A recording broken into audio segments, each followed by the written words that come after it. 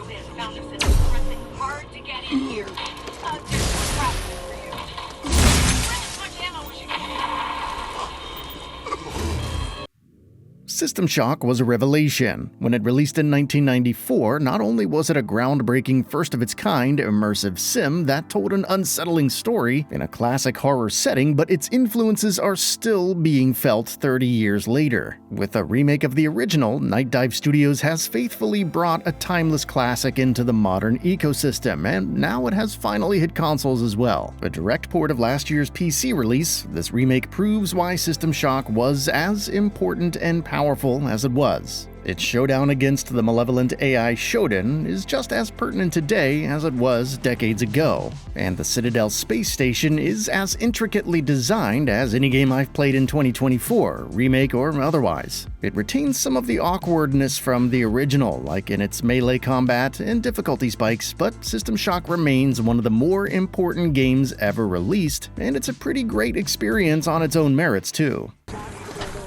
My flock will require shepherds, elevated beings synthesized from the crew and Citadel's robot servants.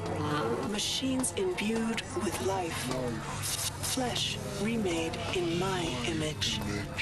Set in 2072 aboard the Citadel space station, System Shock's premise feels familiar today. You're a nameless hacker trying to breach the shady Tri-Optimum Corporation who suddenly gets sent to and trapped inside the Citadel. You quickly come to find out that the ship is helmed by a proprietary AI named Shodan, and your first task is to remove the ethical guards inside Shodan's code. For reasons likely even more understandable today than when this game was first released, this plan goes awry, and Shodan soon turns on you and human civilization, forcing you to try to stop Shodan and get off the ship. That's about as much as the game will give you directly, as it's much more interested in letting you find out the details of the ship and its residents on your own through exploration. This is one of the game's strongest aspects, and it's the reason System Shock was so influential to games like Half-Life and Prey. While you will run into the occasional cutscene or scripted sequence, the majority of the storytelling is done through audio logs, messages, and environmental storytelling, and they do a phenomenal job at setting a clear, ominous tone throughout. Audio logs frequently lie next to dead bodies and explain how that person met their fate, while the environments paint a consistent, horrifying picture of a spaceship designed through class warfare and overrun by greed and humanoid monsters.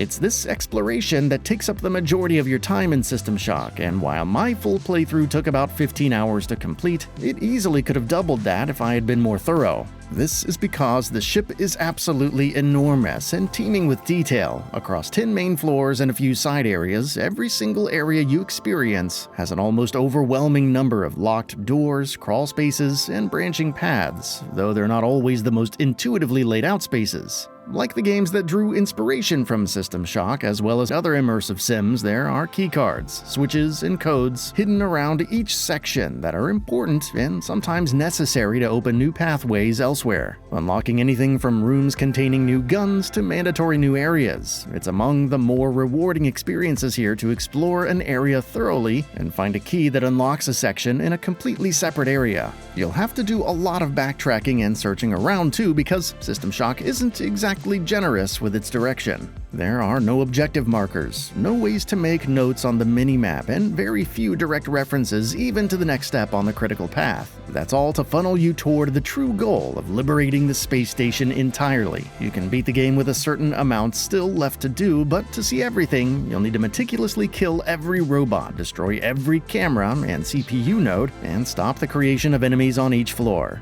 Traversing the environments holds up as well as anything in System Shock, but the game does show its age elsewhere, particularly in combat. The original game was difficult, and the remake holds true to that. It can be infuriatingly difficult if you're not prepared, as you go up against groups of charging humanoids or aggressive security bots, all of whose goal is to ensure your demise. It can be rewarding when you finally overcome a tricky area, but it just as quickly can devolve into finding ways to cheese a fight to your advantage rather than face it head-on. It's also hurt by tricky respawn systems, which can frequently send you to other floors when you come back to life. The Citadel is so intricately and tightly laid out that backtracking usually doesn't take too long, but it can get frustrating to hear the elevator music time and time again on the way back to the same fight.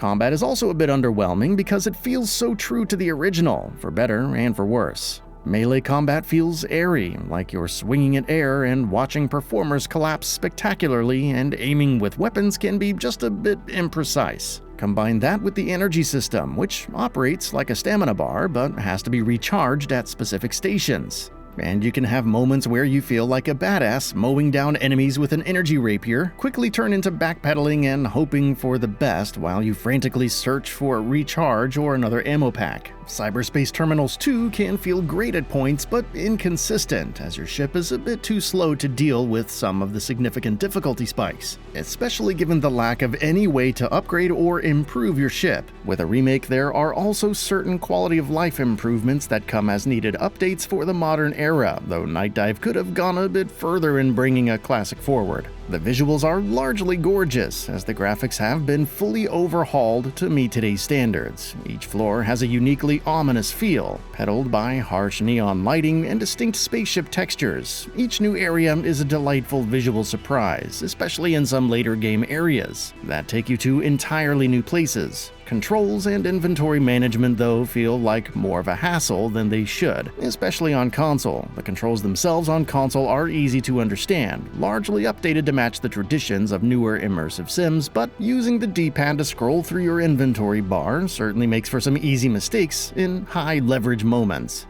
While there have been countless immersive sims in the wake of System Shock, Nightdive Studios' remake of the 30-year-old classic proves why it was so influential in the first place. With an increasingly relevant and terrifying story, including an iconic villain in Shodan, System Shock laid the foundation for how this type of story can be told, and has some of the best environmental storytelling and intricate level design in any game, regardless of setting or when it was released. And it parlays that perfectly with a curiosity to learn more and a motivation to save humanity from a malevolent AI. It still carries some of its age in its inventory management and unabashed difficulty, but its influence is evident and undeniable.